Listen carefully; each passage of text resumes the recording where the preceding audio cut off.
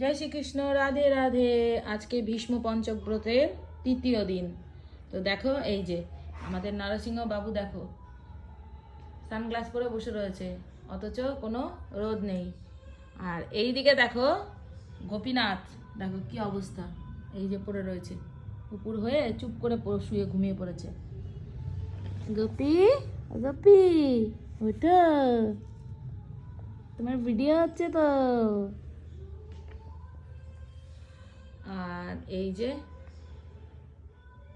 বাকি সোনাদের দর্শন করে নাও, সবার পোশাক পরানো হয়ে গেছে কালকে, আর ওদের পোশাক তৈরি হচ্ছে।